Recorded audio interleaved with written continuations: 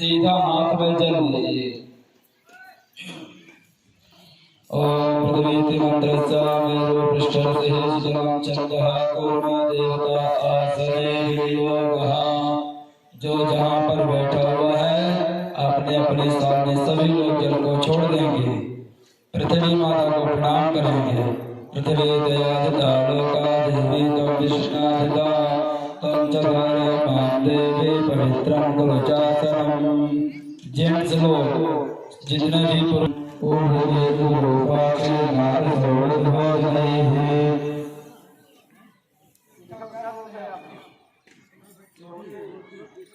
जितने जेंट्स लोग हैं अपने अपनी चोटी को स्पर्श करेंगे।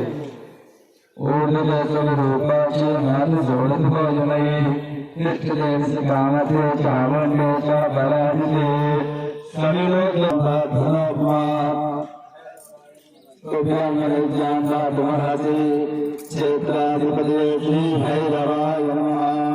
सभी लोग हाथ में चावल फोड़ लीजिए।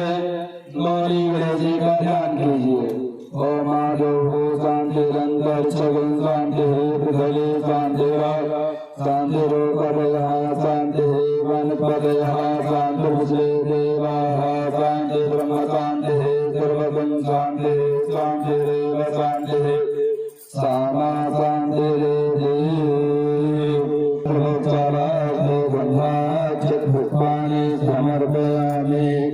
अपने अपने जो अग्नि प्रज्वलित है उस पात्र में सभी लोग हल्दी लगाइए, लाल चंदन लगाइए, सिंदूर लगाइए। हल्दी चंदन सिंदूर लगाना है।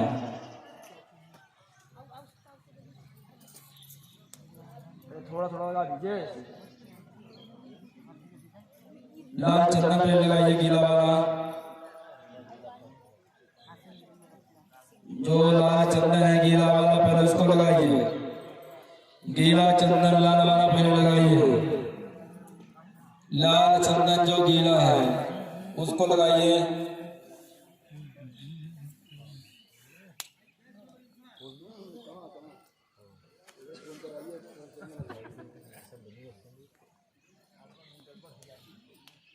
अपने अपने सामने सभी लोग भगवान सामग्री रखे हुए हैं।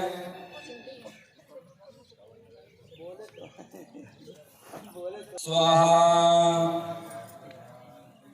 डालिए।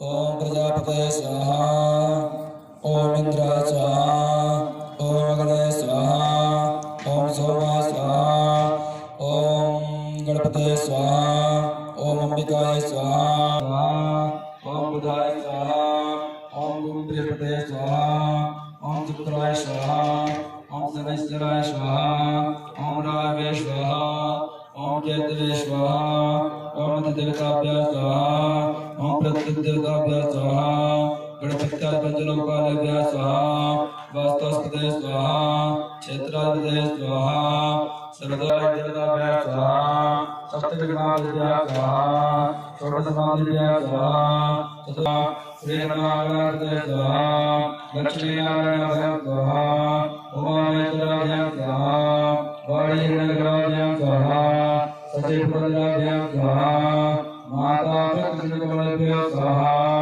इष्टदेवताभ्यः स्वाहा, कुलदेवताभ्यः स्वाहा, ग्रामदेवताभ्यः स्वाहा, प्राणदेवताभ्यः स्वाहा, वासुदेवताभ्यः स्वाहा, सर्वेभ्यो देवेभ्यः स्वाहा, सर्वेभ्यो देवेभ्यः स्वाहा। हो गया। अपने अपने आसन के नीचे जल छोड़ करके उठिए।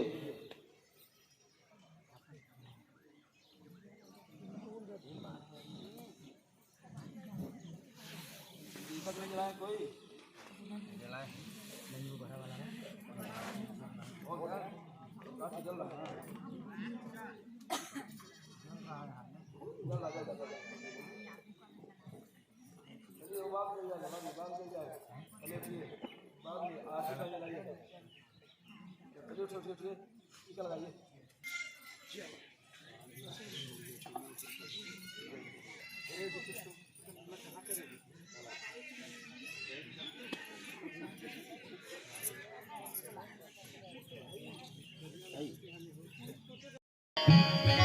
भजन का बोल है रे भंवरवा के तोहरा समझाई। आइए सुंदर भजन का आनंद लीजिए।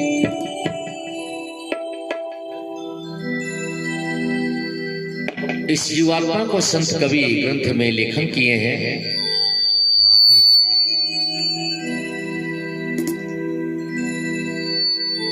श्री राधे जय मां,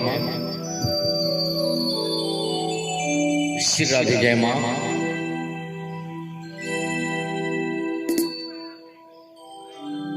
वास्तव में इस धरातल से जीवन के अंदर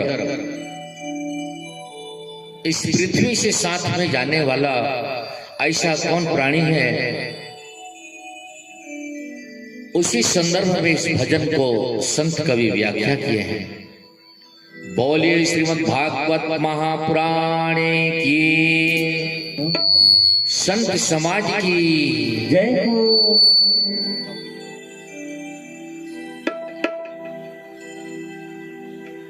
रे भंवरवा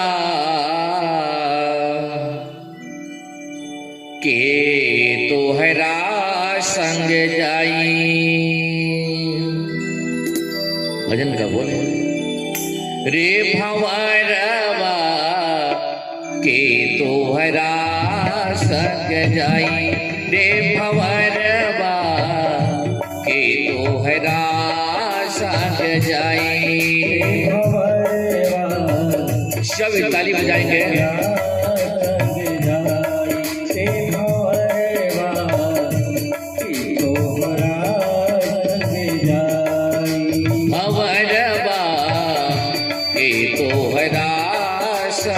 जाई रे भंवरवा के तोहरा संग जाई।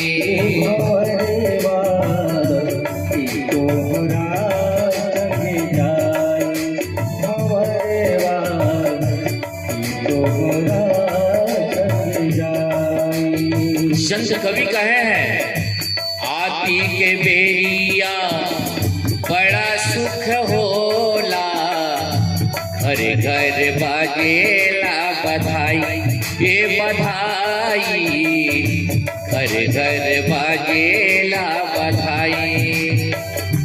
आती के बेरिया बड़ा सुख होला। घर घर बाजेला बधाई ये बधाई। घर घर बाजेला बधाई। जाए के बेरिया केहू नहीं जाने। जाए के बेरिया केहू नहीं जाने। जाए के बेरिया केहू नहीं जाने।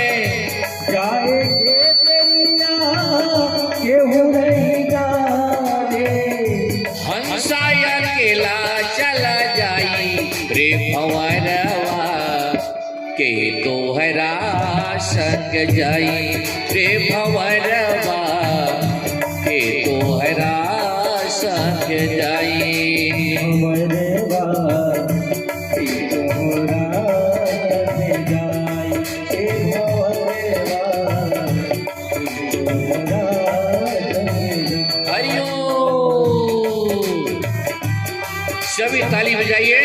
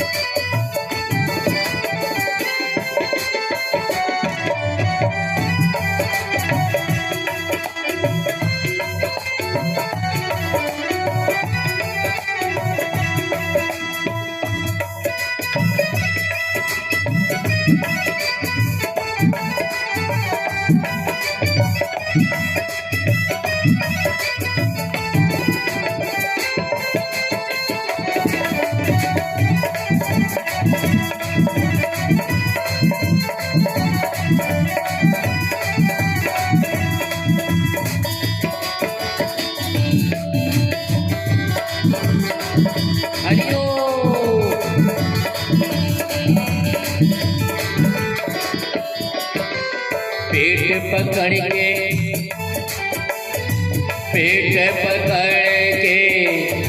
माता रोए, बाह पकड़ जेठ भाई, ए भाई बाह पकड़ जेठ भाई। पेट पकड़ के माता रोए, बाह पकड़ के भाई, ए भाई बाह पकड़ के भाई। दुआरा में बैठ के तिरिया रोए, दुआरा में बैठ के तिरिया रोए, दुआरा में बैठ के तिरिया रोए, दुआर में बैठ के तिरिया रोए। बबुआ के होएला विदाई रे भंवरवा के तोहरा संग जाए, भंवरवा के तोहरा संग जाए। के तोहरा संग जाई भंवरवा, के तोहरा संग जाई भंवरवा, के तोहरा संग जाई भंवरवा, के तोहरा संग जाई। दुआरा में बैठ के तिरिया रोए, दुआरा में तिरिया रोए, बबुआ के होएला विदाई रे भंवरवा के तोहरा संग जाए, भंवरवा के तोहरा संग जाए। भंवरवा के तोहरा संग जाई। राधे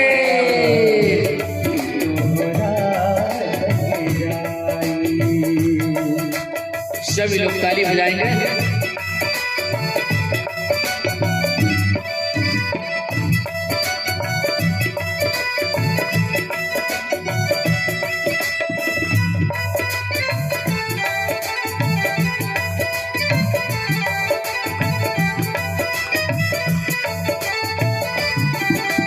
बहुत कम ताली बज रहा है आज।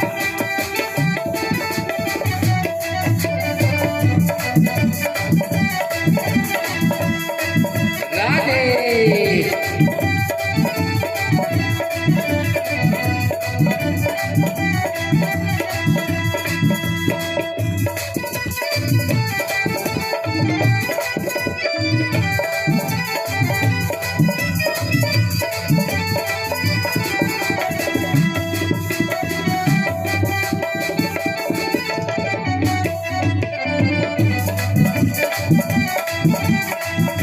हरिओम।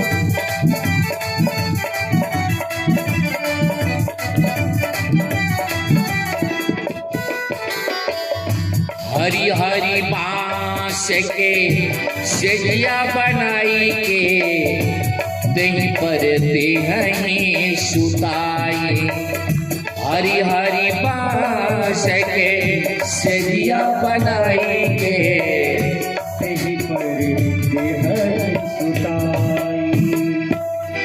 हरा बांस का सेजिया कितने लोग देखे हैं, जिसमें सुलाया जाता है, सोते नहीं अपने मन से। कितने लोग देखे हैं?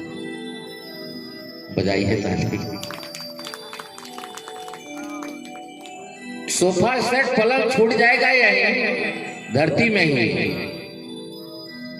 पलंग बनेगा बांस का, हरा बांस का, 2 टुकड़ी कर देंगे, बीच में बेड़िया बांध दी जाएगी। वो पलंग हरी हरी बांस के सेजिया बनाई के तेही पर देहाई सुताई, और 4 कहर मिली टोलिया उठई है, 4 कहर मिली टोलिया उठई है, ले मारा घाट पहुंचाई रे भंवर के तोहरा सक जाए भंवरवा के तोहरा सक जाए के तोहरा संग जाई भंवरवा राधे तोहरा संग जाई भंवरवा के तोहरा संग जाई भंवरवा के तोहरा संग जाई भंवरवा के तोहरा सक जाए रे भंवरवा के तोहरा सक जाए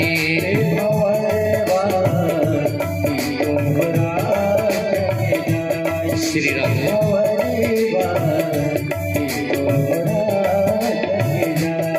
आयो श्री राधे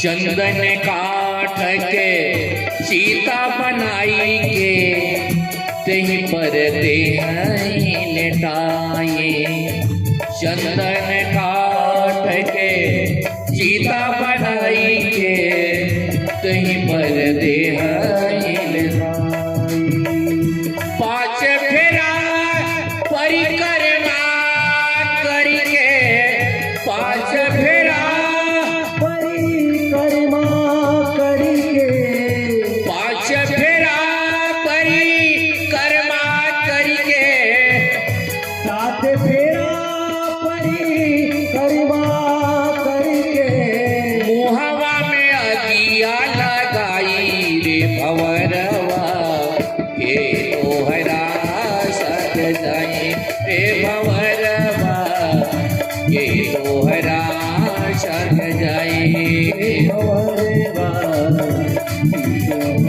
राधे भंवरवा तोहरा पाँच फेरा परिक्रमा करके पाँच परिक्रमा करके पाँच फेरा परिक्रमा करके सात फेरा परिक्रमा करके मुहवा में अगिया लगाई रे भंवरवा के तोहरा सक जाए रे भंवरवा के तोहरा सक जाए रे भंवरवा के तोहरा सक जाए रे भंवरवा के तोहरा सक जाए भंवरवा के तोहरा सक जाए। सारा रिश्ता यही समाप्त हो जाएगा। कहाँ बेटा, कहाँ पोता, कहाँ नाती, बिना दया माया के मुख में आग लगा देंगे सारे राख कर देंगे, हो जाएगा जीवन राख। सारा हमारा जीवन का जो वैभव है, सारे जिंदगी जो ढूंढते ढूंढते जो हम सोचते विचारते जो आ रहा है, एक पल में 5 मिनट में जिंदगी राख हो जाएगा बंदो।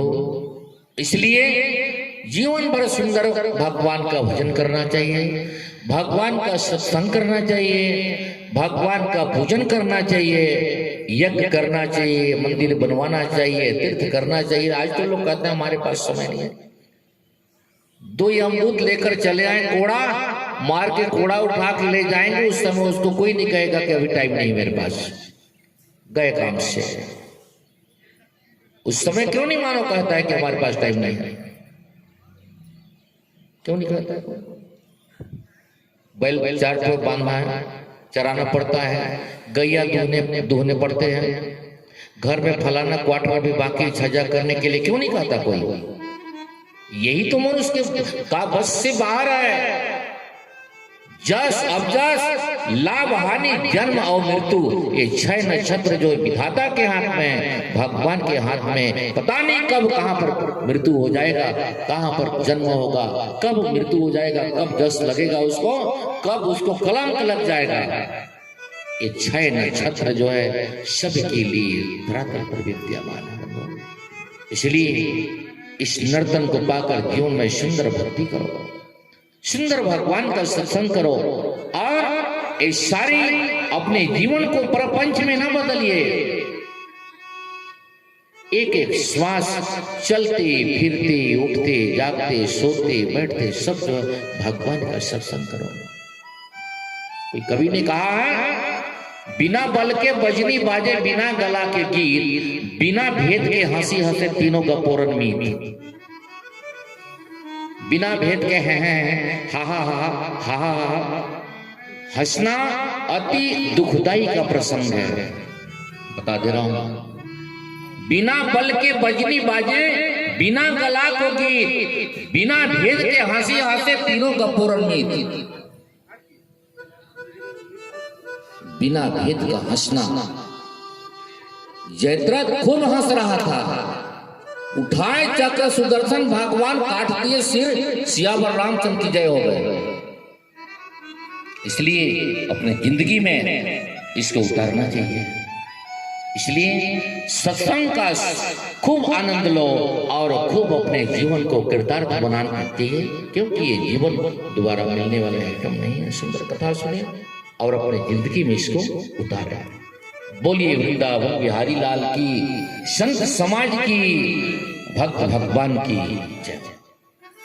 सब द्वार को छोड़कर मैं आई तेरे पास, हे विषभान की लाडली, अब मेरी ओर निहार।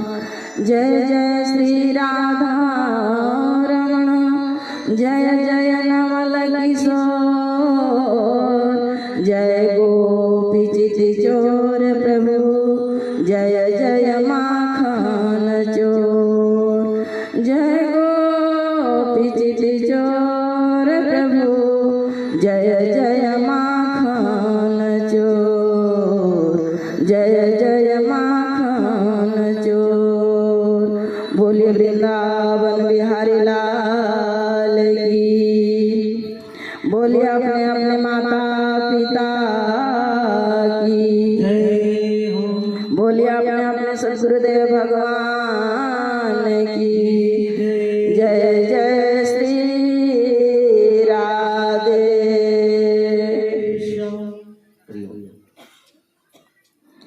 परम आराध्य परात्पर पर ब्रह्म परमेश्वर, अखिल ब्रह्मांड के नायक, जगत नियंता, पालन करता, संहार करता, भगवान श्री कृष्ण के वांगमयी प्रतिमूर्ति श्रीमद् भागवत महापुराण को नमन वंदन करते हुए इस सत्संग सभा में उपस्थित परम आदरणीय मेरे पिता तुल्य बुजुर्गण, भैया भरत के चरित्र को चरितार्थ करने वाले नवयुवक बंधुगण, सीता सावित्री माता अनसुईया के चरित्र को चरितार्थ करने वाली श्रद्धामयी ममतामयी माताएं बहनें, भविष्य के कर्णधार नन्हे मुन्ने बालक बालिकाएं, व्यासपीठ पर विराजमान महाराज जी के चरणों को प्रणाम करते हुए मंचासन संग टोली बंधुगण, इस सरटिकरा ग्राम के पावन धारा पर 9 दिवसीय भागवत कथा को आयोजन करने वाले समिति के समस्त पदाधिकारी बंधुगण, हमारे यह सरटिकरा ग्राम के हाई स्कूल से आए हुए समस्त शिक्षक शिक्षिकाएं, आज हम सबों का परम सौभाग्य है कि हम सब कोई भगवान की यह अमृत रूपी कथा का रसपान कर रहे हैं। सजनों, यह हम सबों का बड़ा ही यह सौभाग्य है कि नर्तन मिला है हमको और मनुष्य प्राप्त करके यह हम जो कथा सुन रहे हैं यह भगवान की असीम कृपा है। इसीलिए संत महात्मा कहते हैं, अति हरि कृपा जा पर होई, जा पर होई, पाँव दैया मार्ग सोई।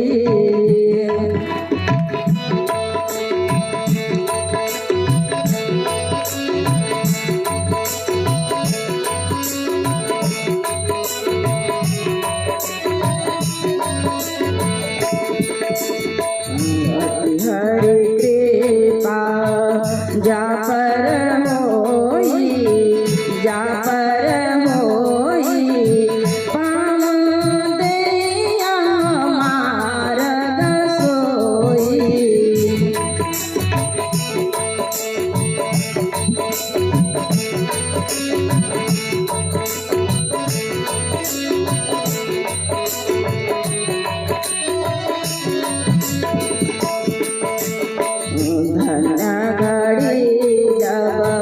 धन्य घड़ी जब होई सतसंगा, होई सतसंगा, धन्य जन्म द्विज भगतिया भंगा।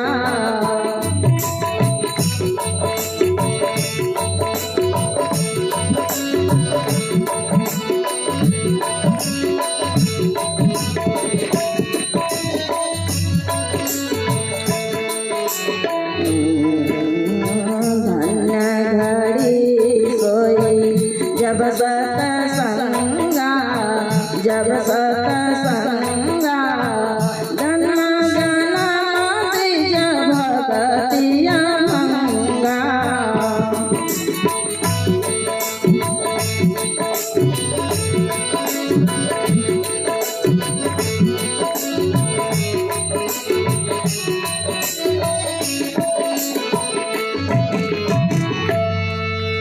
सत्संग और भगवान का कथा सुनने के अलावा इस संसार में कोई सुख नहीं है और ये दोनों चीज दुर्लभ है।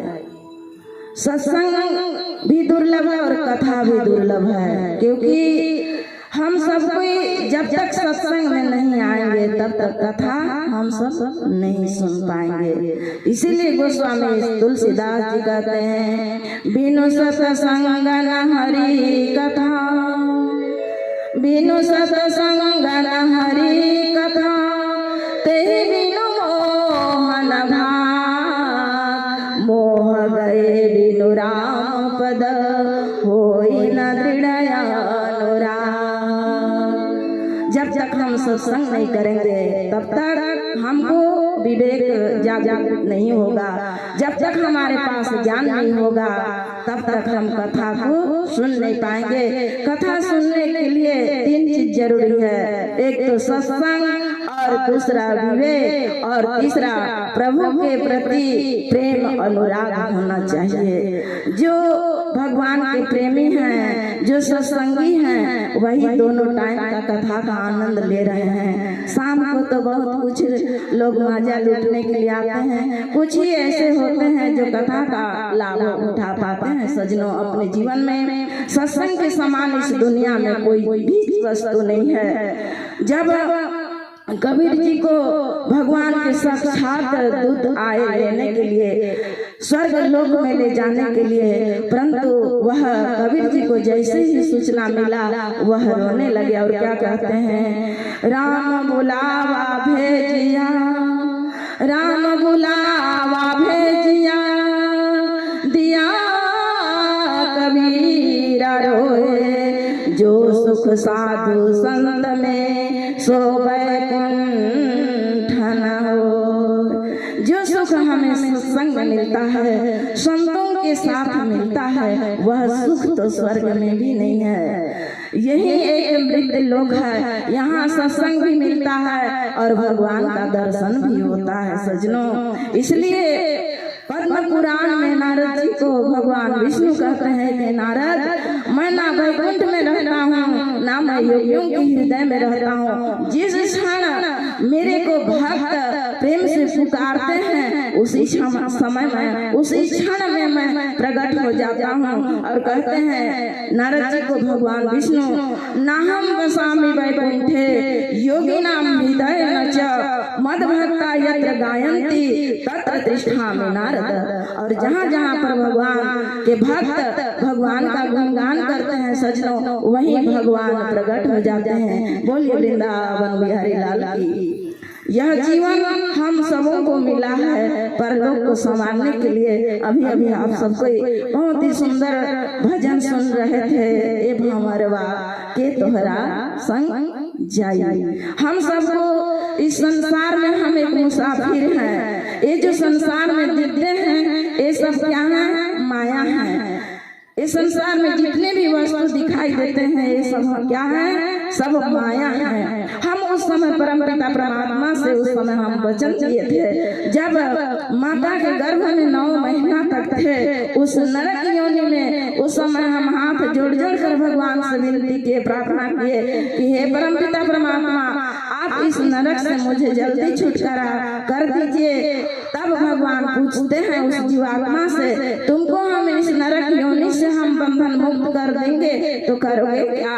तब वह जीव उस समय वचन देता है परमपिता परमात्मा से, हे विधाता, हम इस नरक योनि से बाहर जाएंगे तो आपका भजन करेंगे। लेकिन जैसे ही संसार में आए, हम माया में फंस गए। जिस प्रकार से जेठ का महीना जैसे ही समाप्त होता है, आषाढ़ का महीना चलता है और आकाश से सुंदर मोटे मोटे जल का बूंद गिरता है कि नहीं गिरता है? पहला वर्षा होता है तो मोटा बूंदा गिरता है और वह बूंद आकाश से आता है और वह निर्मल रहता है, स्वच्छ रहता है। जैसे ही धरती पर गिरता है, पड़ता है, वह तो धूल से ढक जाता है। तो गोस्वामी तुलसीदास जी कहते हैं, भूमि पर ढाबर पानी और जनु जी वही माया लपटानी। और जैसे ही उसी बूंद के समान हम इस संसार में आए तो हम माया में फंस गए। तब भगवान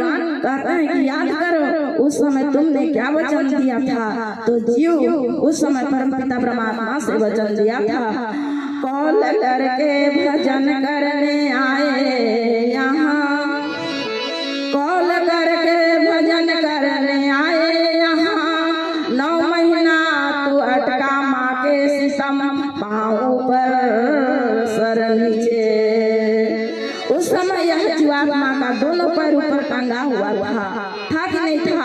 और यह मुख, यह शरीर है माँ के उस गर्भ में था।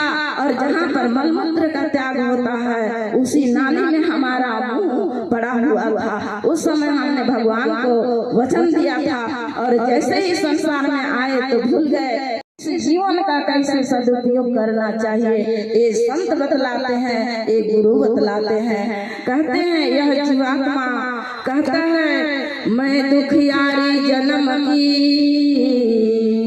मैं दुखियारी जन्म की, काया देखी रोए, ए हंसा चला घर अपना, फिर राम कहे सो।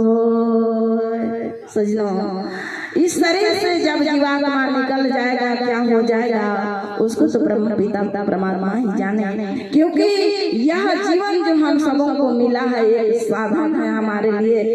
इस लोक में हमको कम समय रहना है, इसके लिए आप करोड़ों करोड़ों रुपया पैसा धन इकट्ठा किए, बैंक बैलेंस में ना जाने कई बैंक में आपका बैलेंस पड़ा हुआ है कि नहीं है? जो कि यहाँ कम दिन ही रहना है आपको। इस कलयुग में मनुष्यों का जीवन 100 वर्ष बताया गया है, लेकिन ये गाड़ी 60-70 में ही लुढ़क जाती है सजनों। और क्या कहें, जवानी में भी किसी किसी का मौत आ जाता है, होता है कि नहीं होता है। इस जीवन का कोई भरोसा नहीं है। क्षण भंगुर जीवन की कालिका, कल प्रातः को जाने खिली न खिली। कहले हरि नाम हरि रसना, फिर अंत समय में हिली न हिली। कलिकाल को ठार लिए फिरता, तन नम्र से चोट झीली न झीली।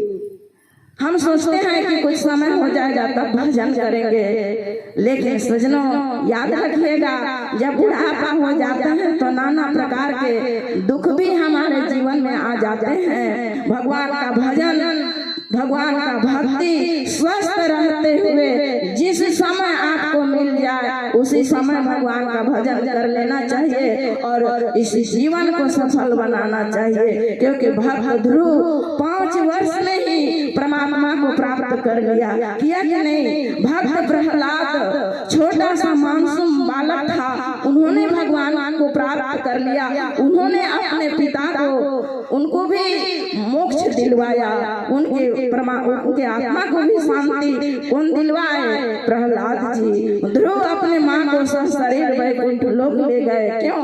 क्योंकि यह भजन का प्रभाव है। इसलिए यह जीवन मिला है हम सबों को परमात्मा को याद करने के लिए, और एक साधन है। जिस प्रकार से आपको अंबिकापुर जाना है तो आप किसी न किसी साधन का आप सहयोग लेंगे, चाहे तो आप बस में जाएंगे, चाहे तो मोटरसाइकिल में जाएंगे। ठीक उसी प्रकार से हम लोग को भी यात्रा करना है, परलोक में जाना है, तो उसके लिए हमको कुछ करना चाहिए कि नहीं करना चाहिए?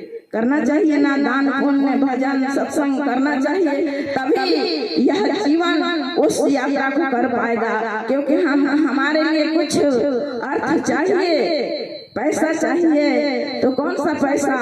राम नाम धन चाहिए, राम नाम की पैसा चाहिए, तभी हम उस लोक का यात्रा कर सकते हैं। सजनों, एक गांव में एक गुरु महाराज जी आया करते थे। जैसे महाराज जी आपके गांव में आए हैं कि नहीं आए? उसी प्रकार से उन्होंने उस गांव में आकर एक बालक को ज्ञान दिया, और वह बालक सोचा कि मैं क्यों ना समय रहते गुरु जी से दीक्षा ले लूं, गुरु दीक्षा ले लूं। क्योंकि यह एक जीवन एक नौका है, और इस नौका को चलाने वाले गुरु रूपी केवट, जब तक उस नौका को केवट नहीं चलाएगा तो वह नदी में इधर उधर भटक जाएगा। सजनों, ठीक उसी प्रकार से यह जीवन भी एक नाव के समान है, और उस नाव के खेवनहार गुरु जी होते हैं, गुरु होते हैं।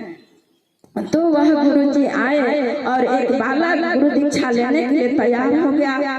तब क्योंकि गुरु जी जब तक परीक्षा नहीं लेते हैं तब तक बच्चे को आगे क्लास में प्रवेश नहीं देते हैं। साल भर एक शिक्षक और एक शिक्षिकाएं उस बच्चे को पढ़ाते हैं। उस साल भर के बाद उनका परीक्षा होता है, परीक्षा में उत्तीर्ण हो जाते हैं, पास हो जाते हैं, तब अगले क्लास में उनको प्रवेश दिया जाता है। तो गुरुजी सोचे कि यह मेरा चेला कच्चा है कि पक्का है, इसका मैं परीक्षा ले लूं।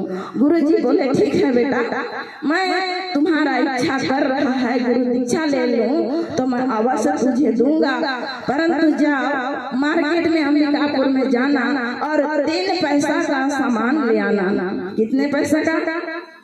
3 पैसा। आज से पीछे 40-45 वर्ष पीछे पैसा का चलता था। 1 पैसा 2 पैसा 1 आना। आजकल के बच्चे लोग नहीं जानेंगे। 25 पैसा को 4 आना कहते थे कि नहीं? हमारे जो बुजुर्ग हैं उनको पता है। 50 पैसा को 8 आना कहते थे, 75 पैसा को 12 आना कहते थे। 1 पैसा 2 पैसा उस समय बहुत होता था। आज तो 1 रुपया का भी कुछ नहीं मिलता है, सामान मिलता है। गुरुजी बोले कि जा बेटा 3 पैसे का सामान ले आना। तो वह बालक बोला कि गुरुजी वह कौन कौन सा सामान होगा, थोड़ा नाम एक पर्ची बना दीजिए लिस्ट, इसके बाद मैं ले आऊंगा। तो गुरुजी बोले कि बेटा जाओ 1 पैसा का यहाँ का लाना और 1 पैसा का वहाँ का और 1 पैसा का यहाँ का ना वहाँ का। बोलिए भगवान की। और वह बालक अंबिकापुर चला गया, किराना दुकान में गया, सेठ जी मुझे 1 पैसा का यहाँ का वस्तु दे दीजिए, सामान 1 पैसा का वहाँ का, 1 पैसा का यहाँ का ना वहाँ का। वह सेठ उनको बड़ा गुस्सा लगा, भाई कुछ वस्तु मांग रहे हो तो नाम तो होना चाहिए, नाम तो बताओ वह चीज क्या होता है। वह सेठ परेशान हो गया, भीड़ भाड़ था सेठ की दुकान में और बोला कि जा मूर्ख कहीं के, नाम लिखा रहता तो मैं नाम लिस्ट देख के मैं सामान दे देता। और वह बालक पूजा के दुकान में चला गया, पूजा भंडार में, और वहाँ भी जाकर बोला कि सेठ जी 1 पैसा का यहाँ का दे दीजिए, 1 पैसा का वहाँ का, और 1 पैसा का यहाँ का ना वहाँ का। और वह पुजारी भी परेशान हो गया, जैसे सेठ जी भगा दिए वैसे भी वह पूजा दुकान के सेठ जी भी वहाँ से भगा दिए। सजनों, वह बालक गांधी चौक में आ जाता है और जयसवाल होटल में सुबह सुबह वह बालक गया था, सुंदर जिलेबी बन रहा था, 1 पैसा का जिलेबी खा लिया। बोलिए भक्त और भगवान की। और वहाँ से जब आगे गया भट्टी रोड में एक दुकान में शराब बन रहा था, 1 पैसा का उन्होंने शराब पी लिया। थोड़ा सा गुदड़ी चौक में आगे बढ़ा, एक भिखारी कटोरा लेकर दुकान में भीख मांग रहा था, उन्होंने 1 पैसा उनके कटोरी में डाल दिए और वह घर आया। बोलिए भक्त और भगवान की। सुबह प्रातः काल हुआ, गुरुजी बोले कि बेटा सामान ले आए। जी गुरुजी ले आया। वह बोल तो रहा है परंतु अंदर अंदर उनको डर भी हो रहा है। और सुंदर इसी प्रकार से जैसे आप लोग यज्ञशाला सजाए हैं यज्ञ मंडप को, वैसा ही केले के खंभे सुंदर सजाए गए। और गुरुजी उस शिष्य को बुलाए, बेटा सामान लाए हो? जी गुरुजी लाया हूँ। धीरे से बोल रहा है बालक, बोलता है कि जी गुरुजी लाया हूँ। बेटा बताओ क्या क्या सामान लाए हो? गुरुजी मेरे को तो एक बहुत जोर से अंबिकापुर में गया तो भूख लगा था, इसलिए मैं 1 पैसा का जिलेबी खा गया। और 1 पैसा 2 पैसा का क्या किए? गुरुजी थोड़ा मैं चलते चलते गया था ना, पैदल यात्रा। आज तो सबके घर में कार हो गया, मोटरसाइकिल हो गया। उस जमाने में लोग पैदल बाजार जाते थे। वह बोला कि गुरुजी मैं थक गया था इसलिए मैं 1 पैसे का शराब पी लिया। और 1 पैसा का क्या किए? गुरुजी एक भिखारी दुकान में वह भीख मांग रहा था, इसलिए मैं उसको 1 रुपया दे दिया। तब गुरुजी उनके पीठ को थपथपाने लगे, बेटा यही वस्तु तो तुमसे मैं मांगा था तो ठीक किया। बेटा 1 रुपया का जो तुम जिलेबी खाया इस पेट के लिए, यहाँ के लिए, ठीक है, इस पेट के लिए खाया। और 1 पैसा का जो तुम शराब पिया वो यहाँ काम आएगा ना, वहाँ काम आएगा। और तीसरा 1 पैसा जो तुमने जो एक भिखारी को जो दिया वही तुम्हारा पुण्य है, उसी पुण्य के माध्यम से तो उस स्वर्ग लोक की यात्रा कर सकते हो। बोलिए भक्त और भगवान की। सजनों, तो हमें जीवन मिला है, इस जीवन से जाने अनजान में रोज दिन पाप हो जाता है। हमारे पैर से चिट्ठी दबकर मर जाते हैं, हम आग जलाते हैं, ना जाने उसमें कितने जीव जंतुओं का आत्महत्या हो जाता है। तो इसलिए सभी जीवों का कल्याण हो उसके लिए जीवन में क्या करना चाहिए? पुण्य करना चाहिए, भगवान का नाम भगवान का कथा सुनना चाहिए, यही जिंदगी का सार है। बोलिए भक्त और भगवान की। आइए संगीत टोलियों के द्वारा एक सुंदर भजन तत्पश्चात कथा में प्रवेश करेंगे। हरिश्चंद्र धरती में जब आए तो सत्य के प्रताप को नहीं छोड़े, भले चाहे जैसा भी उनके जीवन में हो गया, कैसे कैसे उसके जीवन में चरित्र हुआ। जाइए कोई संत कवि व्याख्या किए भजन के माध्यम से। ए भैया सुन तो गा,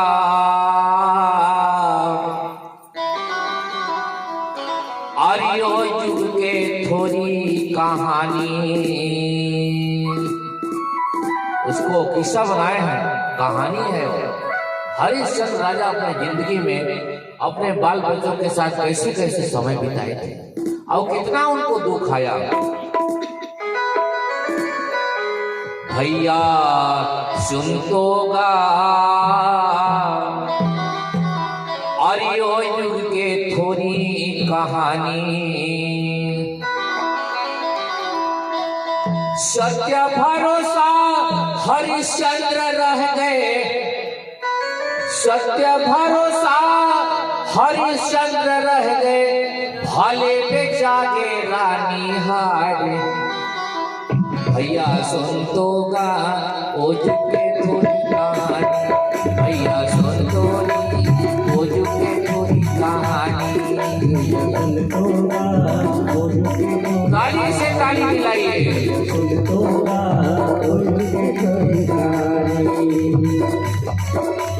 सत्य भरोसा हरिश्चंद्र रह गए,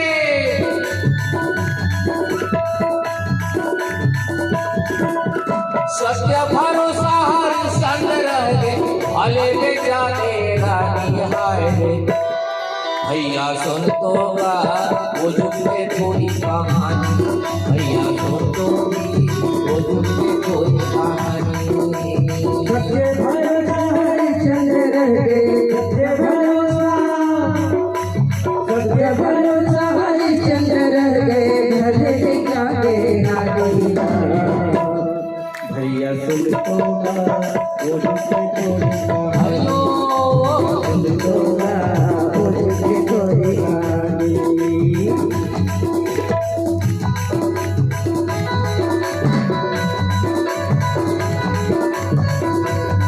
ताली से ताली मिलाकर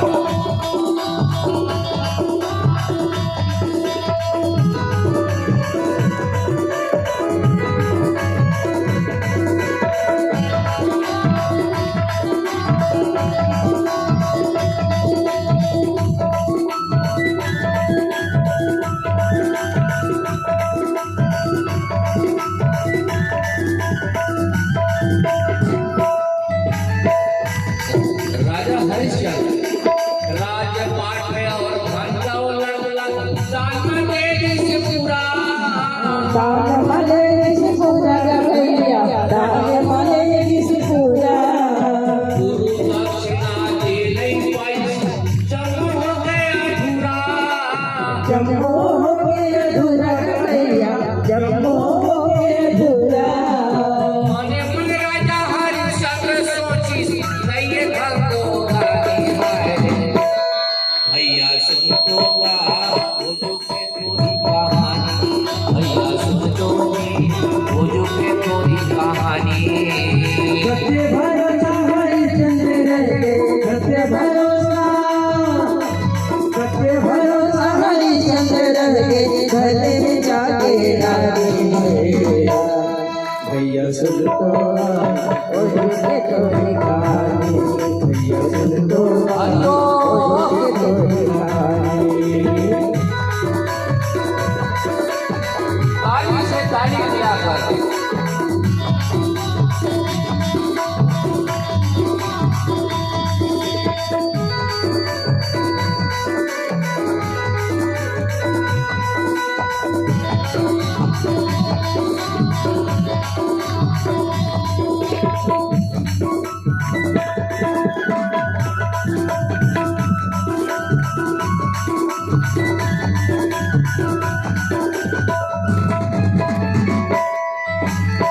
कैसे देवतान गुरुला राजा मनवा ठानी।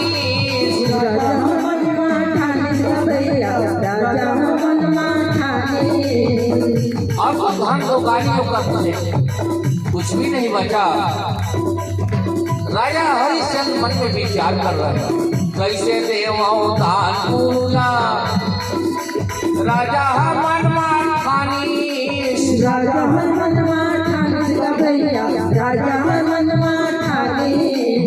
रोहित अवतारा रानीला भरे बाजार मलानी, भरे बाजार मलानी भैया, भरे बाजार मलानी। अलगे अलग पे चढ़े भैया, अलगे अलग पे जाके सकी वो मंदिरों पर रानी हारे। भैया सुन तो गा झुके थोड़ी कहानी, भैया सुन तो झुके थोड़ी कहानी। की थोड़ी कहानी भैया सुन तोरा वो दुख की थोड़ी कहानी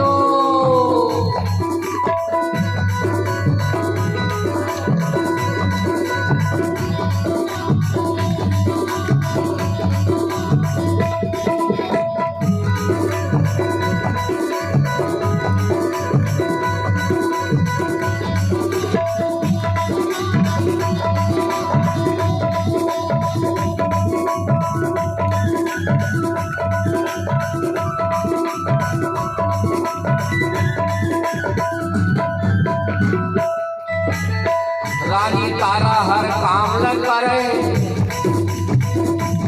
जाके काशी में तीनों जब बिक्री होगी अलग अलग, बड़ा ही मार्मिक भजन है। रानी तारा हर काम न करे, हरिया के बने सुवारी, बढ़िया के बने सुवारी, बढ़िया के बने सुवारी, रोज भी हरिया लोहित जावे, फूल तोड़े फुलवारी, फूल तोरे फुलवारी का भैया फूल तोरे फुलवारी संघा भी हरिया हरि संग्रहर, संघा भी हरिया, संघा भी हरिया हरि संग्रहर, डोम के घरे घरे पानी वाले भैया सुन तो गा चुके कोई कहानी, भैया सुन तो चुके कोई कहानी, तोगा वो दुख की थोड़ी कहानी भैया सुन तोगा वो दुख की थोड़ी कहानी हरिओ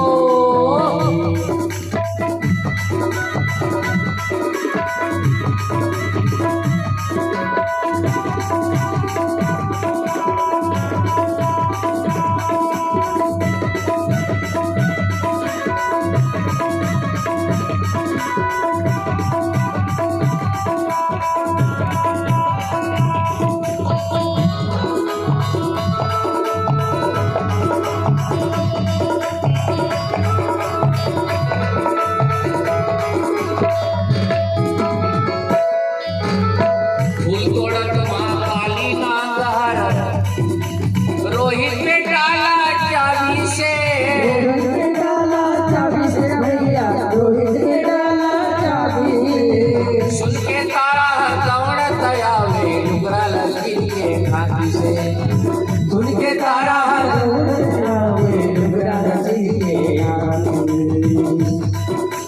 रोवत रोवत बेटाला घर के,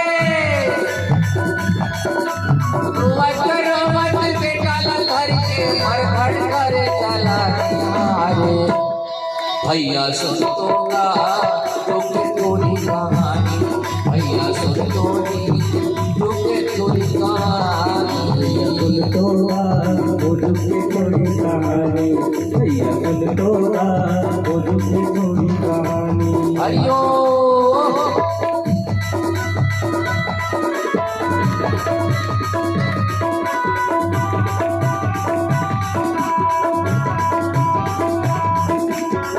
ताल से ताल मिला के, ताली से ताली बजा के भजन को समझाएंगे।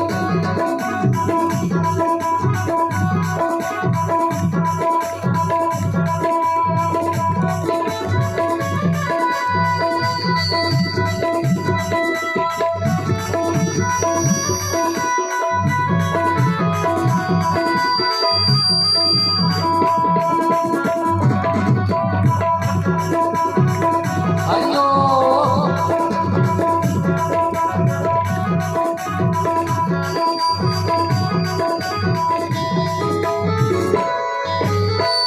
और रोवत रोवत बेटा ला घर के जम्मर घट आवत, तुम्हार बेटा बर जगा लगेगा, मांगे रानी तारा, मांगे रानी तारा भैया, मांगे रानी तारा, मैं राजा के लखनऊ का बाड़ी, भुइया के लगी भाड़ा, भैया के लगी भाड़ा भैया, भैया के लगी भाड़ा, पैसा के बदले लुकरा लगी रे, पैसा के बदले, पैसा के बदले लुकरा लगी रे, रोवे तू रो पारा हाय राधे राधे।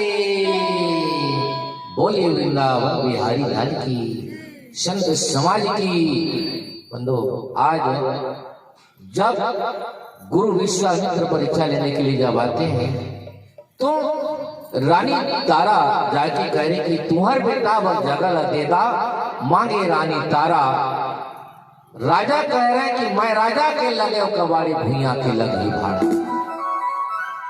तो हरिश्चंद्र के सपना देख के धरती है डगमगागे, उतके बेरा गुरु विश्वामित्र घलो आगे। और तो भक्ति बड़ा भारी है राजा मांग को शुभ। ऐतिहासिक प्रसंग है, बजाइए ताली जोरदार। आज के जो नए नए बहु इतिहास कभी कुछ सामग्री नहीं जानते होंगे, जरा बताइएगा पुरिया कितने लोग जानते हैं? नया बहु पुरिया कितने लोग देखे हैं? कोई नहीं, क्योंकि ऐतिहासिक चीज पुरिया मोलाइल पान का पुरिया बनता था पहले, सियार लोग बनाते थे। उसमें किसी भी दाल या चावल या और भी कुछ रख देते थे। आज वो नहीं है पुरिया कोई नहीं देखा ना? चलिए ठीक। झांपी कितने लोग देखे हैं? चलिए थोड़ा सा वो तो नजदीक का बात है। झांपी दोंदजी कितने लोग देखे हैं? मूसर कितने लोग देखे हैं? ये सब आधुनिक सामग्री था। दोंदकी, मूसर, झांपी, पुरिया, डपठा कितने लोग देखे हैं? डपठा। चलिए ठीक बात हो जाइए। ऐतिहासिक सामग्री धीरे धीरे लुप्त हो जा रहा है। आइए कथा का नाम है श्री राधे। आइए आज हम सभी को कल भगवान श्री कृष्ण का जन्म उत्सव बड़ा ही धूमधाम से इस पावन धारा पर मनाए। आइए हम उनके कुछ बाल लीलाओं का भी हम सब कथा इस समय प्रातःकालीन वेला में सुनते हैं। सजनों, इस धराधाम में भगवान विभिन्न रूपों में अवतार लेते हैं। संत कवि कहते हैं, जब जब होई धर्म के हानि बाढ़ई असुर धमय अभिमानी, तब तब प्रभु धरि विविध शरीरा हरहि कृपानि सजन पीरा। सिया राम जय राम, सिया राम, राम सिया राम, जय जय राम सिया राम। मानहि मातु पिता नहीं देवा, साधु दर्शन करवा वही सेवा। राम सिया राम, जय राम सिया राम, राम सिया राम, जय जय राम सिया राम। जब धरती माँ गौ माता सभी लोग जब परेशान हो जाते हैं, देवता लोग दुख पाते हैं, माता पिता सभी ऋषि मुनि इस धराधाम में दुख पाते हैं, तब भगवान भक्तों का सुख हरण करने के लिए, दुख हरण करने के लिए वे नर रूप में अवतार लेते हैं। कभी कृष्ण बन जाते हैं, कभी राम बन जाते हैं। जब जब इस देश में संकट होता है तब भगवान इस धराधाम में आते हैं। जब होती करुण पुकार सांवरा आता है, जब होती भूमि पर अत्याचार सांवरा आता है, तब भगवान इस धराधाम में आते हैं। आज नंद गांव में बड़ा ही धूमधाम से उत्सव चल रहा है और द्वादशी का दिन है। अष्टमी के दिन भगवान कृष्ण का जन्म हुआ था मथुरा के कारागार में, जेल में। और आज नंद बाबा के यहाँ वसुदेव जी पहुँचाए हैं। नंद बाबा के यहाँ कई वर्षों तक पुत्र नहीं थे। उन्होंने भगवान से पूर्व जन्म में पुत्र को भगवान को ही पुत्र रूप में मांगा था, इसलिए उनके मनोकामना को पूर्ण करने के लिए भगवान आज मथुरा को छोड़कर वसुदेव उनके पिता और देवकी उनके माता उनको त्याग कर नंदगांव में चले गए। क्यों? नंद बाबा और यशोदा की मनोकामना को पूरा करने के लिए। इसीलिए संत कहते हैं, सो केवल भग कनहित लागी परम कृपालु प्रणत अनुरागी। राम सिया राम जय राम सिया राम, राम सिया राम जय राम सिया राम। सो केवल भगत कनहित लागी परम कृपालु प्रणत अनुरागी। राम सिया राम जय राम सिया राम, राम सिया राम जय जय राम सिया राम। और आज नंद बाबा के घर में बड़ा ही धूमधाम से उत्सव मनाया जा रहा है, जन्म महोत्सव। सभी नर नारी अपने रूप को बदल बदल कर मनुष्य रूप धारण करके, सभी देवियां एक सुंदरी स्त्री का रूप धारण करके आज गोकुल में नंद बाबा के भवन में आ रहे हैं। और सभी देवता वे नर रूप में आ रहे हैं और भगवान कृष्ण का उस बाल छवि को देख रहे हैं और दर्शन कर रहे हैं। आज भोले बाबा को भी सहा नहीं गया। आज कैलाश से भोले बाबा भी अद्भुत रूप में आए हैं। उनका भेष को जानते हैं। उनके शरीर में सर्पों का माला है, कान में बिच्छू का कुंडल है। इस प्रकार से उनका रूप विकराल है, जटा जुट है। और वह आज भोले बाबा नंद बाबा के भवन में आए हैं। और वह दृश्य को एक सखी यशोदा की सखी देख ली और राजमहल में जाकर यशोदा को बतलाती हैं और कहती हैं, देखो रे सखी बाला जोगी द्वार हमारे आया है। बागंबर का और दूसरा शेषनाग लपटाया है। माथे बाकी तिलक चंद्रमा जोगी जटा बढ़ाया है। ले भिक्षा निकली नंदरानी मोतियन थाल भराया है। जैसे ही वह एक स्त्री यशोदा मैया को सूचना दी कि बाबा जी आए हैं, तो वह सोने के परात में हीरा मोती लेकर आई और भोलेनाथ को देने लगी। तो भोलेनाथ कहने लगे, न चाहिए तेरे हीरा मोती, न चाहिए तेरी माया, तेरे लाल के दरस दिखा दे, साधु काशी से आया है। तब भोलेनाथ कहते हैं, ये तुम्हारा दान दक्षिणा को मैं क्या करूंगा? मैं तो आपके लाला का दर्शन करने के लिए आया हूँ। परंतु उस दिव्य रूप को देखकर यशोदा माँ कहती है, नाना बाबा, मेरा लाला को अभी मैं दूध पिलाकर सुला रही हूँ पालना में, और आपके ऐसे विकराल रूप को देखेंगे, मेरा लाला देखेगा तो वह डर जाएगा।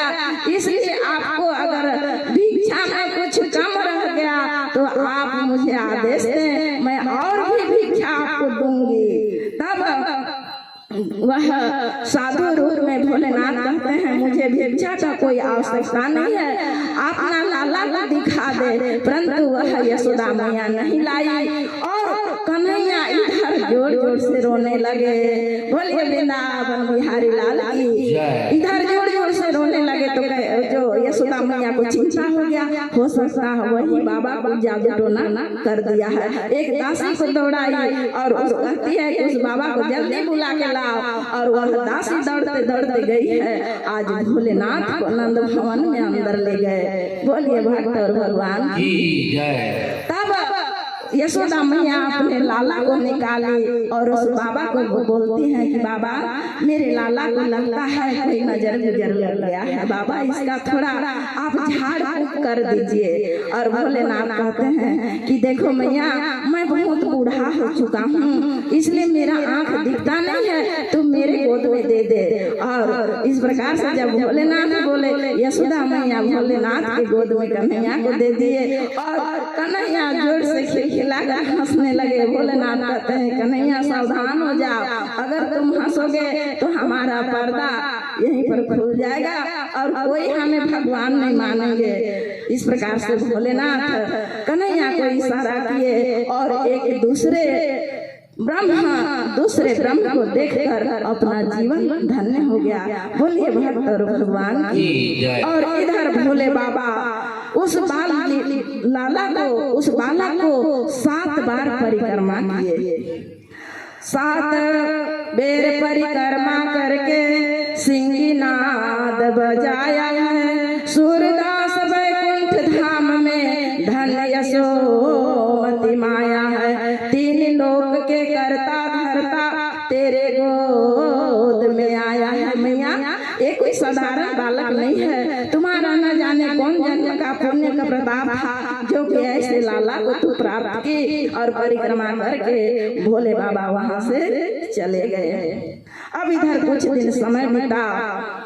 इधर कंस को योग माया के द्वारा पता हुआ था कि हे कंस, तुमको मारने वाला मेरे को तो क्या मारेगा, तुमको मारने वाला तो कहीं जन्म ले चुका है और उसका लालन पालन हो रहा है। अब इधर कंस अपनी बहन पूतना को भेजता है और पूतना को कहता है कि जितने भी नवजात शिशु हैं, मेरा आदेश है तो अपने स्तन में जहर मिला ले और उस जहर को पान करा के पिला कर सभी बच्चों को मार डालना, यह मेरा आदेश है। छठी का दिन हो गया, 6 दिन के कन्हैया हो गए और सुंदर छठी का कार्यक्रम चल रहा था और कन्हैया को सुंदर पौलने में, सोने के पौलने में सब सखियां उनको झुला रहे थे और बधाई देने के लिए सारे गोकुल के नारी आज सुंदर श्रृंगार करके 16 श्रृंगार में विभूषित होकर सभी नारियां आज गोकुल में नंद बाबा के भवन में सब कोई आनंद ले रहे हैं और उत्सव और भगवान कन्हैया को पालने में झुला रहे हैं। आइए महाराज जी के द्वारा एक सुंदर भजन तत्पश्चात कथा में प्रवेश करेंगे। बोलिए वृंदावन बिहारी लाल की जय। आइए सुंदर भजन का आनंद लेते हैं। कथा तो सबको पता ही चल रहा है, कल भगवान कन्हैया का जन्मोत्सव, आज सुंदर बाल लीला का सुंदर कथा है आप लोग सुन रहे हैं। भगवान बचपना में बाल लीला में कैसे कैसे कर रहे हैं, आइए छोटा सा भजन का आनंद लीजिए। जोर से सभी भजन गाएंगे। अरे चंदन काहे पलना, रेशम की है डोर,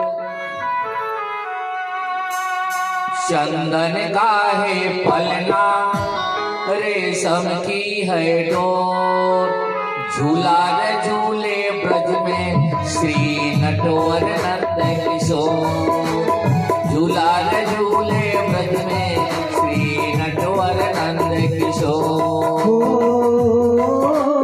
बुझाइए ताली।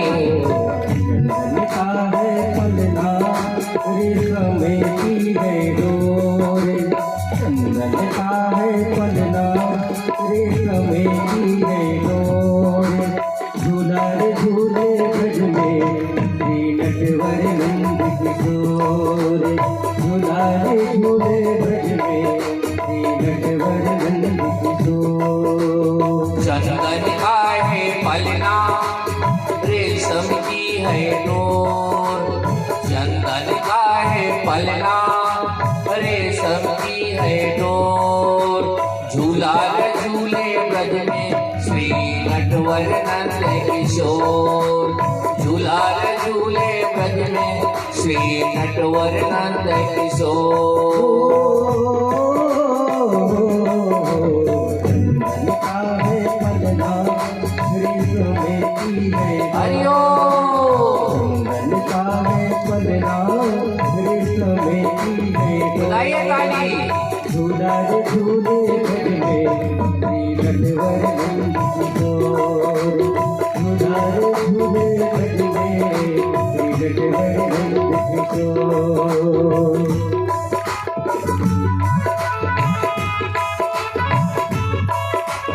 आज सभी संगीत वालों को नींद आ रहा है, देखिए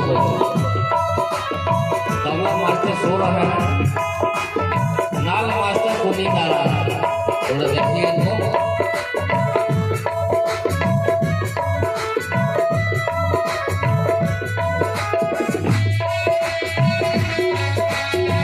कोई सुधार नहीं रहेगा, मिलते रहिए, सभी हंसते रहिए। देख यशोदा मैया मन मल फूले, आज कन्हैया मेरा पलना झूले।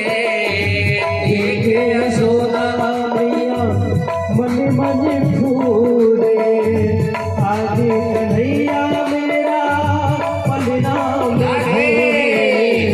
देख यशोदा मैया मन मन फूले, आज कन्हैया मेरा पलना झूले। देख यशोदा मैया मन मन फूले, आज कन्हैया मेरा पलना में झूले। आज खुशी गोकुल में, आज खुशी गोकुल में छाई है चारों ओर। झूला रे झूले ब्रज में श्री नटवर नंद किशोर। झूला रे झूले ब्रज में श्री नटवर नंद किशोर।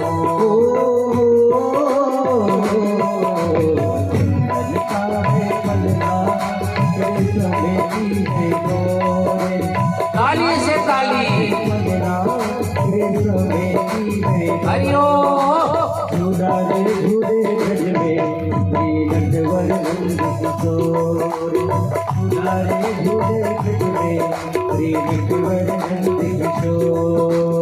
राधे।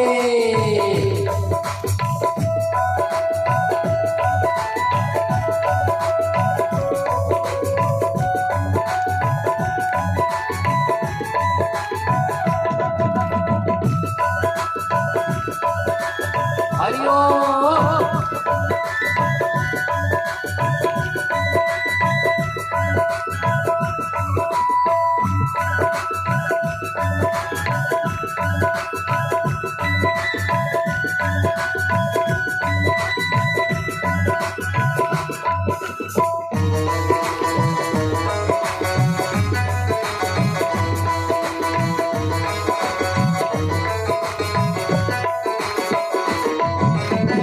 झपक सुलावे मैया झपक के आंचल, माथे में टीका जाके आंखों में काजल। झपक सुलावे मैया खपक के आंचल, माथे में टीका जाके आंखों में काजल।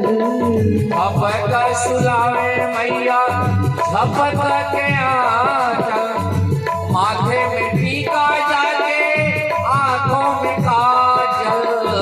झपके सुनावे मैया खपके के आंचल, माथे में टीका जाके हाथों में काजल। गए में सखी बधाई, गए में सखी बधाई, यशोदा के कर जोर। झूला रे झूले ब्रज में श्री नटवर नंद किशोर। झूला रे झूले ब्रज में श्री नटवर नंद किशोर।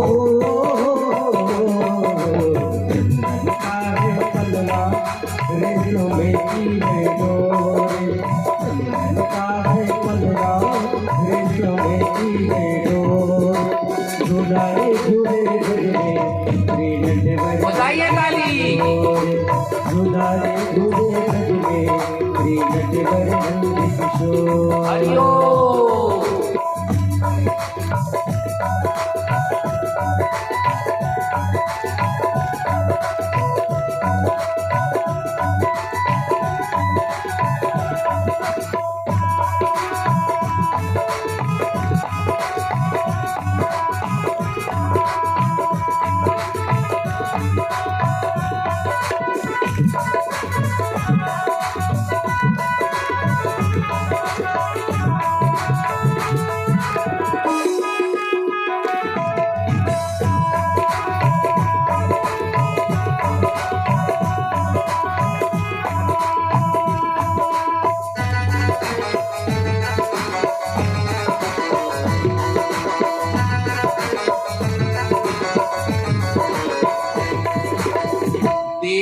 हिंडोला मैया नंद नंदन को दर्शन करने से मन जाए मन को देखे यशोदा मैया नंद नंदन को दर्शन करने के दुख जाए मन को देखे हिंडोला मैया नंद नंदन को दर्शन करने से दुख जाए मन को देखे हिंडोला मैया नंद नंदन का दर्शन करने से दुख जाए मन का नंद बाबा के आंगन सरे टिकरा के आंगन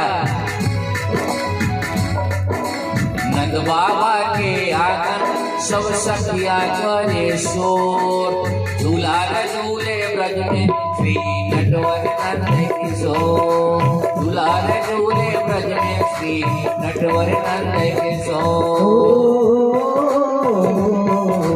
चंदन का है पलड़ा कृष्ण में की है डोर चंदन का है पलड़ा कृष्ण में की है डोर दुलारे झूले बजरे नटवर नंद किशोर दुलारे झूले बजरे नटवर नंद किशोर नंद बाबा के आंगन नंद बाबा के आंगन सब सखिया करे शोर और दुलार झूले ब्रज में श्री नटवर नंद किशोर दुलार झूले ब्रज में श्री नटवर नंद किशोर चंदन का है पलड़ा हरि चंदन का है पलड़ा कृष्ण में की है डोर दुलार झूले किशोर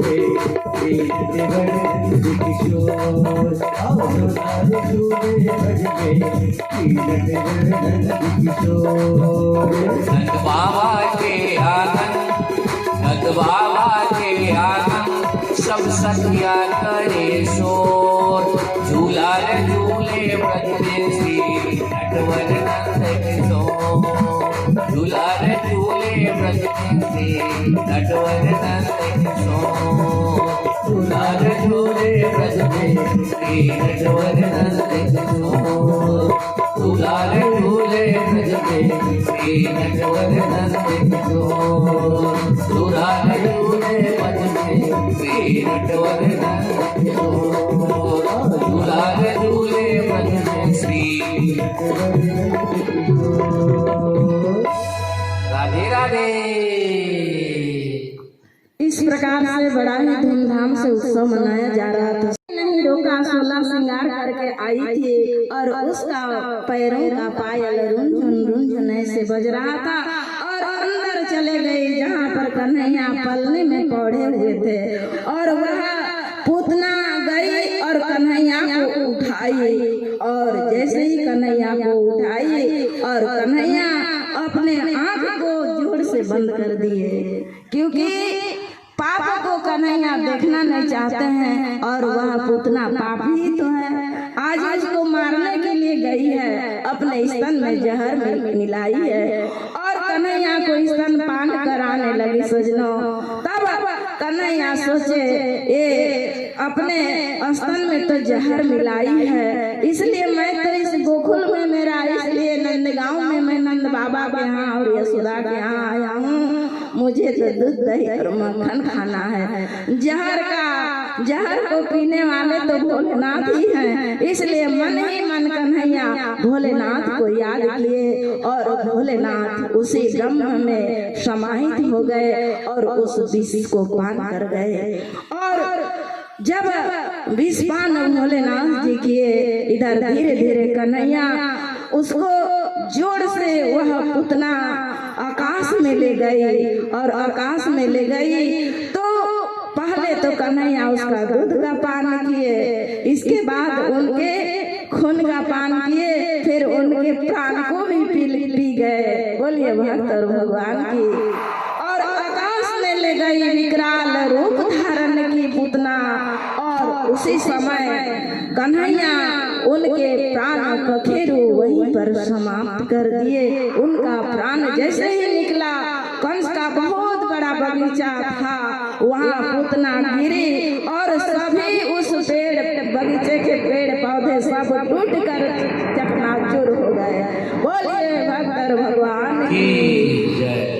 ऐसा जोर से आवाज धड़ाम का ऐसे आवाज सुनाई दिया और ग्वाल बाल अगल बगल में गाय चरा रहे थे और देखे वह कंस का बगीचा का सभी पेड़ पौधा गिर गया है, धराशायी हुआ है और उस पेड़ पौधे के ऊपर वह पूतना पड़ी हुई है और पूतना के छाती में कन्हैया खेल रहे हैं। ग्वाल बाल गए और सीढ़ी मंगा कर लाए घर से और सीढ़ी में चढ़ गए और पूतना के छाती से उतारे हैं और गोकुल में ले गए। नंद भवन में सुंदर उनको गंगा जल और गोमूत्र से स्नान कराया गया। इस प्रकार से कन्हैया का ग्वाल बाल में ले जाकर उनका सुरक्षा किए और कंस को पता चला कि वह बालक तो मेरे बहन को मार डाला, इसलिए आज कंस वही पूतना का भाई उसको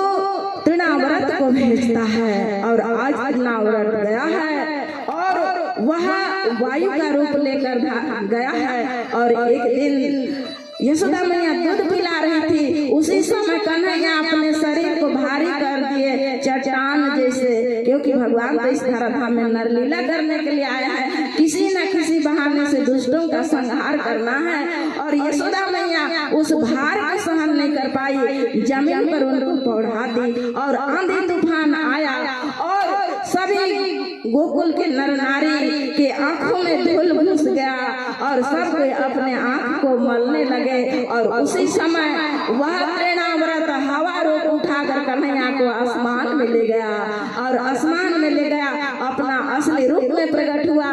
कन्हैया तो समझ गए कि ये तो तृणाव्रत है और वही कन्हैया उस तृणाव्रत के शरीर को इतना घुमाए और नंद बाबा के भवन के सामने एक चट्टान था, उसी चट्टान में आकाश से पटक दिए और टमाटर जैसे वो भी चटनी बन गया। बोलिए भक्त भगवान की जय हो। इस प्रकार से कन्हैया तृणाव्रत का भी वध किए। उसका छोटा भाई शक्तासुर, वो भी कंस को पता चला मेरा भाई तृणाव्रत को मार दिया वह बालक और पूतना को भी, तो मैं उनका छोटा भाई शक्तासुर को भेजता हूँ। और उसी प्रकार से यशोदा मैया अपना कार्य में बिजी हो गई और कन्हैया को एक एक बैलगाड़ी की छाया में आज सुला देते हैं और उस पालने को उसी बैलगाड़ी के पहिया में टांग दी और कन्हैया खेल रहे हैं और बाल बाल को बोले कि देखो देखना बच्चा,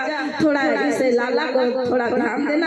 और वह तो अपने काम में व्यस्त हो गई और वह शक्तासुर छोटा सा रूप धारण करके आया और कन्हैया उस समय उनका नींद खुला और दोनों पैर को इधर उधर कर ही रहे थे और उन्होंने शक्तासुर को देख लिया और उसी समय उस बैलगाड़ी को अपने पैर से जोर से लात मारा और शक्तासुर वहीं पर दब कर मर गया। बोलिए भगवान की जय। इस प्रकार से भगवान कन्हैया कई असुरों को मारे। समय व्यतीत हुआ सजनों, अब कन्हैया 1 साल के हो गए।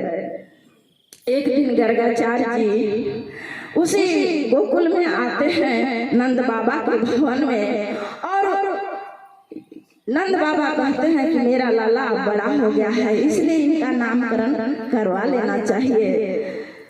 सुखदेव जी कहते हैं गर्ग पुरोहितो राजन यदुनाम सुमहातपा वज्रम जगाम नन्दस्य वसुदेव प्रचोदितः यदुनाम महाचार्य ख्यातश्च भुवि सर्वथा सुतं माया संस्कृतं ते मन्येते देवकी सुतं।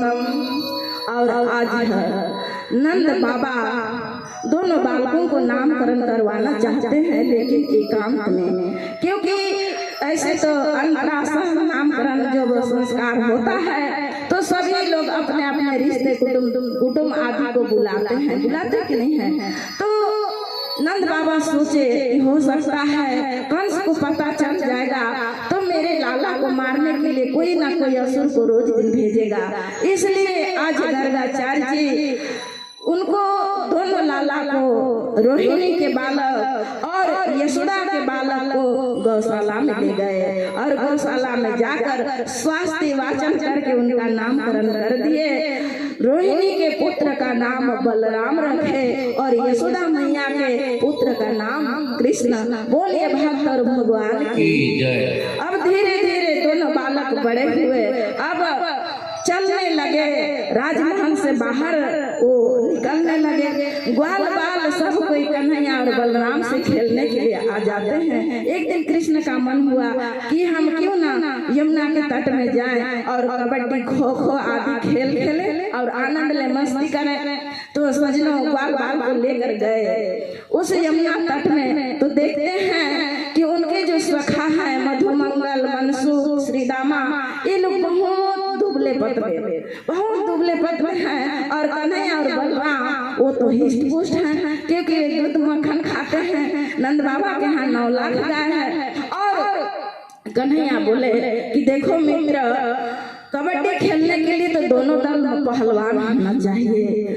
और कैसे खेलेंगे कबड्डी? तुम लोग के यहाँ दूध मक्खन नहीं होता है क्या? कन्हैया बोल रहे हैं अपने ग्वाल वालों के साथ, तुम्हारे यहाँ दूध मक्खन होता नहीं है क्या? दूध मक्खन खाया करो और पहलवान बनो।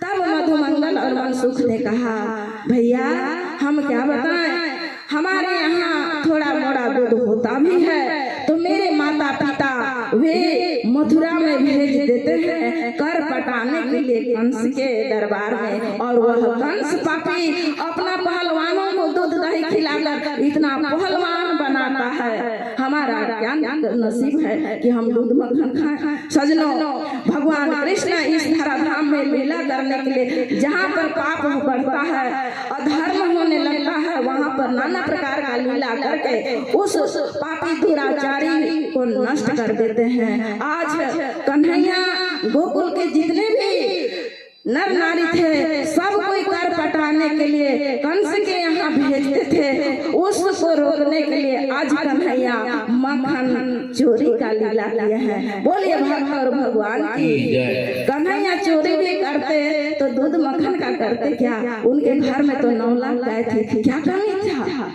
लेकिन कन्हैया तो किसी का वस्तु चोरी नहीं करते हैं, हाँ, लेकिन एक चीज का धारण करते हैं, सबके मन को कन्हैया अपने ओर खींचते हैं। बोलिए भक्त भगवान की। अब धीरे धीरे कन्हैया सभी ग्वाल मंडलियों का एक गठन किए और स्वयं अध्यक्ष बन गए और सभी गोपियों के घर में मक्खन चोरी करने के लिए जा रहे हैं। सजनों, जिसके घर में दूध मक्खन होता है सभी ग्वाल बाल को पहले खिलाते हैं, बाद में थोड़ा बहुत खा लेते हैं, इसके बाद दूसरे गोपियों के यहाँ, इसके बाद तीसरे गोपियों के यहाँ। जिनके घर नहीं होता है दूध मक्खन, उनके बच्चे लोग, छोटे छोटे बच्चे खटिया में सोए रहते हैं, उनके कान को ऐंठ कर चले जाते हैं। बोलिए भक्त और भगवान की। और जिसके भोजनालय में कुछ मक्खन मिश्री नहीं रहता है, उनके बर्तनों को तोड़ फोड़ कर वहाँ से अपने भवन में चले जाते हैं। इस प्रकार से कन्हैया का बहुत ही इस प्रकार से लीला करने लगे और सभी गोपियां आज उलाहना देने के लिए नंद भवन में यशोदा मैया के भवन में जाते हैं। कहते हैं कि मैया आज तो तुम्हारे लाला बहुत बड़ा उपद्रव किया है। तब यशोदा मैया बोली, क्या उपद्रव किया है गोपी, बता। तो क्या बताऊं, मैं अपने घर में मक्खन रखी थी और उस मक्खन को चोरी किया और चोरी करके हमारा जितना भी भाड़े बर्तन थे सबको तोड़ फोड़ कर आ गया। तब कन्हैया को यशोदा मैया कहती है, क्यों रे कन्हा, तो उसके यहाँ चोरी करने गया था? तो कन्हैया बोलते हैं, ना मैया, हमारे बाबा के यहाँ, नंद बाबा के यहाँ तो 9 लाख गाय है, मैं क्यों चोरी करूंगा? इस प्रकार से कन्हैया बोल देते हैं और गोपी कहती हैं यशोदा कि देखो गोपियां, तुम लोग क्यों इस प्रकार से मेरे लाला को बदनाम करते हो?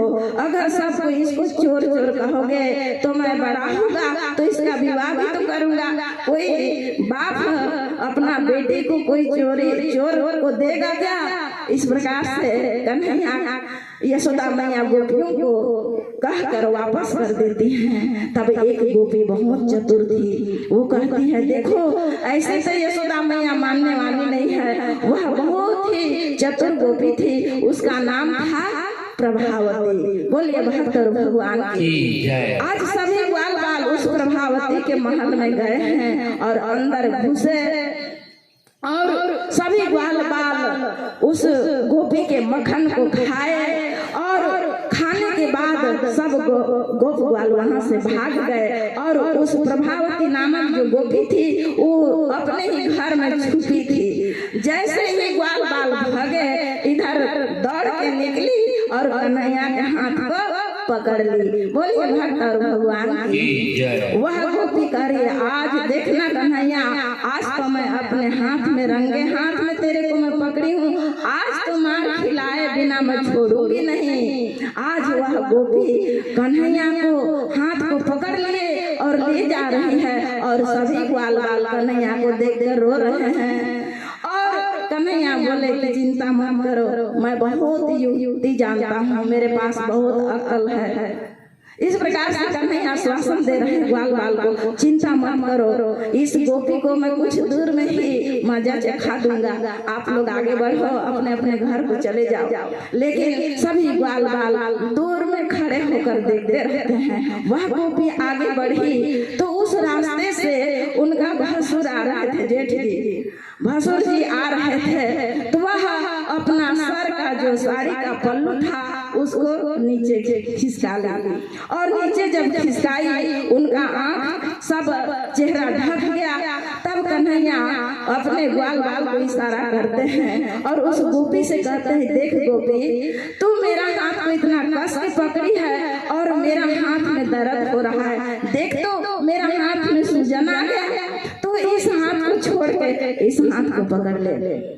और वह गोपी जैसे ही कन्हैया के हाथ को छोड़े तो उस मंडली में से एक सदस्य को बुला लिए इशारा से और उस बालक के हाथ को पकड़ा दिए और कन्हैया वहां से 9-2-11 हो गए। बोलिए भक्त और भगवान की जय। अब इधर वह गोपी बड़ी भाव से जा रही है कि आज मैं कन्हैया को पिटवाऊंगी, यशोदा मैया हम लोगों को बड़ा ही अपमान करती है, हमारा बात सुनती ही नहीं, बस अपना बेटा का बस बात सुनती है। और जैसे ही नंद भवन के सामने गई और जोर जोर से चिल्ला रही है, ओ यशोदा मैया, ओ नंद रानी सुनती हो। तब यशोदा मैया तो एकदम व्यस्त रहती थी, उनका बहुत बड़ा भवन भी है, जो कोई लोग गोकुल में गए होंगे नंद बाबा का बहुत बड़ा आलीशान भवन है, उसका दर्शन किए होंगे, वह इतना बिजी थी। तब वह निकलती है राजमहल के द्वार में, तब कहती है क्या बात है गोपी कहो। तब वह गोपी कहती देख आज मैं तुम्हारे लाला को रंगे हाथ पकड़ कर लाई हूँ। तब यशोदा मैया कहती है अच्छा अच्छा, तू अपना सर का जो पल्लू है उसको ऊपर उठा के तो देख, मेरा कान्हा तो अंदर भोजन कर रहा है, तू किसका बालक को पकड़ के लाया है। जब जैसे ही अपना पल्लू को ऊपर उठाई तो उन्हीं का पुत्र था। बोलिए भक्त और भगवान की जय। सजनों इस प्रकार से भगवान मक्खन लीला चोरी का आनंद उस गोकुल के समस्त नारियों को दे रहे हैं। एक दिन एक गोपी एक मटके में दही बेचने के लिए जा रही थी उसी गोकुल गांव में। तो सब वह कृष्ण के नाम से इतना दीवानी हो गई थी कि कहना चाहिए दूध ले लो, मक्खन ले लो, दही ले लो, तो कहती है सुनते हो कोई माधव ले लो, कोई गोपाल ले लो, कोई नंदलाल ले लो। इस प्रकार से कहते हुए जा रहे हैं और कन्हैया उसी रास्ता में निकल गए। तो कन्हैया तो लीला कर रहे थे, कहने लगे रुको गोपी रुको, मुझे बहुत ही दही खाने का मन कर रहा है, जरा सा मुझे दही खिला देना। तब वह गोपी कहती है नाना कन्वा तेरे को मैं दही दूंगी, मैं तो मेरे दाऊ भैया बलराम को दूंगी।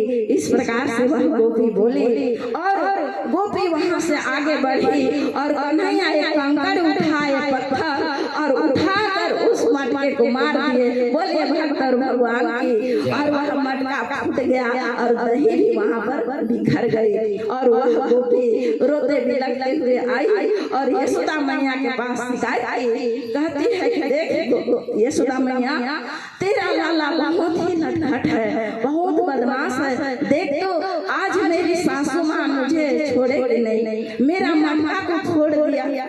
तब कन्हैया बोलते हैं कि देख मैया, एक गोपी बहुत बदमाश है। देखो ये बासी दही को, कई दिन का बासी दही को बेचती है। और मेरे नंदगांव में इतना गरीब गरीब बच्चे रहते हैं, ये बासी दही को खिलाएगी तो मेरे ग्वाल बाल बीमार नहीं पड़ेंगे क्या? बीमार पड़ जाएंगे, कहाँ से इलाज कराएंगे? इनको तो खाने पीने के लिए दूध दही होता नहीं है। तब यशोदा मैया कहती है क्यों रे गोपी, तू बासी दूध दही क्यों बेचती है? ठीक तो बोल रहा है मेरा लाला कि यहाँ के बच्चे सब गरीब हैं, बीमार पड़ जाएंगे तो इसका इलाज कौन करेगा? इस प्रकार से उस गोपी को भी वहाँ से निराश होना पड़ा। और उसी समय एक गोपी और थी जिसका नाम था मालती। बोलिए भक्त और भगवान की। और मालती आज अपने उस मक्खन को एक छीके में लटका दी और उस छीके में एक घंटी को भी रख दी। कन्हैया रोज चोरी करके भाग जाता है। जब चोरी करेगा तो वह सिक्का को खींचेगा, उस समय घंटी आवाज देगी तो मैं इसको पकड़ लूंगी। बोलिए भक्त और भगवान की जय हो। आज उसी मालती नामक गोपी के घर में प्रवेश किए हैं। और आज कन्हैया ग्वाल बाल को खिलाए और बंदरों को भी खिलाए। बंदर लोग को भी आज मक्खन खिलाए हैं और सभी कोई को वहाँ से विदा कर दिए। और जब कन्हैया उस मक्खन को पाने लगे, खाने लगे, तो उस सिक्के से घंटी बजने लगी, टन टन टन टन करके इस प्रकार से बजने लगी। तो वह गोपी समझ गई कि आज भी मेरे घर में एक कान्हा चोरी करने के लिए आया है। जैसे घंटी बजने लगी वह दौड़ते आई और कन्हैया को पकड़ ली। और पकड़कर जिस खंभे से रस्सी उसमें फंसा कर उस दही को मंथन किया जाता है, उसी खंभे में रस्सी से कन्हैया को बांधती और दौड़ते दौड़ते नंद बाबा के भवन में चले गए। और भगवान तो कई रूप धारण कर लेते हैं। एक रूप में वहाँ बंध गए हैं और दूसरे रूप में नंद भवन में जाकर सुंदर प्रसाद खा रहे हैं। वह गोपी गई दौड़ते दौड़ते यशोदा मैया को बोलती है, यशोदा मैया आज मैं तेरे लाला को मैं पकड़ कर अपने घर में बांध कर रखी हूँ, चलो देखना। तू विश्वास नहीं करती है। तब यशोदा मैया कहती है क्या बोलती है गोपी, देख तो मेरा लाला 56 प्रकार का भोग प्राप्त कर रहा है। आज मैं उनके लिए 56 प्रकार का भोग तैयार की हूँ और वह भोग प्रसाद प्राप्त कर रहा है। जब वह गोपी गई तो कन्हैया सुंदर पलंग में बैठकर वह उस प्रसाद को पा रहे थे। तब कन्हैया उस गोपी को देखे, मामी जी यहाँ भी आ गई। इस प्रकार से बोलते कन्हैया को बड़ा आश्चर्य लगा उनको। तो देख कन्हा, तू मेरे को मामी मत बोलना, मैं तेरा काकी हूँ, काकी, मैं तेरा काकी हूँ, काकी बोलना। तब यशोदा मैया इस प्रकार का दृश्य को दिखाए तो वह जो मालती नामक जो गोपी थी वह आश्चर्य हो गई और निराश होकर अपने घर में आई तो देखती है कि रस्सी में कन्हैया वहाँ भी बंधे हुए हैं। बोलिए भगवान की जय हो। वहाँ से जब दौड़कर नंद भवन में आई तो वहाँ भोग प्रसाद प्राप्त कर रहे हैं। अपने घर में जाती है, वहाँ रस्सी में बंधे हुए हैं। भगवान तो लीला पुरुषोत्तम है। भगवान भक्तों को लीला करने के लिए हजारों हजारों रूप वह प्रकट कर सकते हैं। भगवान श्री कृष्ण के आगे कथा आएगी 16,108 कटरानी थे, उतने रूपों में उन्होंने प्रकट हुआ और सभी रानियों के साथ रहा करते थे। तो 2 रूप अगर धारण कर लिए तो इसमें कौन सा आश्चर्य की बात है। बोलिए भगवान की सजना। इस प्रकार से बाल लीलाओं का कथा आप सबों के बीच में और माखन चोरी का लीला करके कन्हैया आज नंदगांव में गोपियों को आनंद दे रहे हैं। ये गोपियां कोई साधारण नहीं है। जब भगवान श्री रामचंद्र जी जब धनुषिया में जा रहे थे उस समय जब मिथिला में नगर दर्शन करने के लिए गए तो वहाँ के नारियों ने भगवान राम को देखकर मोहित हो गए। किसी ने पुत्र के रूप में मांगा, मेरा भी पुत्र ऐसा होता तो मेरा जीवन धन्य हो जाता, मेरा पति होता ऐसा तो मेरा जीवन धन्य हो जाता। वही मिथिला के जो नारियां थे वे इस युग में द्वापर युग में गोपी बने। बोलिए भक्त और भगवान की जय।